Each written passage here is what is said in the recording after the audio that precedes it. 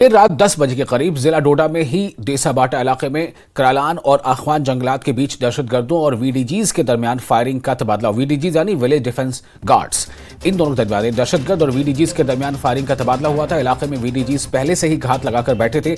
जो ही दहशतगर्दों की नकलो हरकत देखी गई तो वीडीजीज ने उन पर फायरिंग की। ताहम दहशतगर्द अंधेरे का फायदा उठाकर जाए वारदात से फरार हो गए थे। इलाके में बड़े पैमाने पर सर्च ऑपरेशन जारी है और इजाफी नफरी को भी तैनात किया गया है। वाज़ेह रहे कि ये इलाका उस जगह से कुछ किलोमीटर दूरी पर वाक़ है जहां पीर की रात दहशतगर्दों के साथ एक एनकाउंटर हुआ था।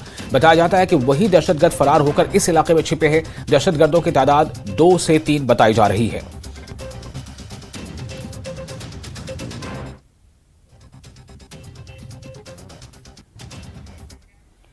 जिला डोडा में ही देसाबाटा इलाके में सर्च ऑपरेशन चलाने वाले विलेज डिफेंस गार्ड्स घने जंगलात में अपना ऑपरेशन जारी रखे हुए हैं। 90 की दहाई में इन इलाकों में दहशतगर्दी के खिलाफ क्रैकडाउन किया गया था और अब फिर से वीडीजीज यानी विलेज डिफेंस गार्ड्स मुतहरिक हो गए हैं। इनका कहना है कि वो दीगर सिक्योरिटी फोर्सेस के साथ खड़े हैं और दहशतगर्दी के खात्मे के लिए अपना पूरा ताउन देने के लिए तैयार हैं। इस बीच डोडा पुलिस ने OGW नेटवर्क के खिलाफ क्रैकडाउन तेज कर दिया है। इस सिलसिले में कई OGWs और हामियों को पुलिस ने गिरफ्तार किया है। हालिया हमलों के तनाजुर में यह कार्रवाई की गई है। इस हवाले से पुलिस स्टेशन गंदोह में केस दर्ज किया गया।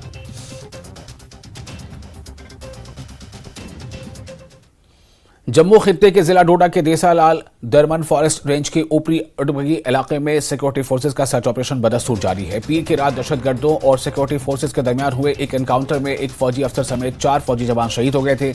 एनकाउंटर में चंद दीगर सिक्योरिटी एहलकारों के जख्मी होने की भी खबर है। इसके बाद से इलाके में बड़े पैमाने पर सिक्योरिटी फोर्सेस का सर्च ऑपरेशन जारी है और दहशतगर्दों की तलाश की जा रही है।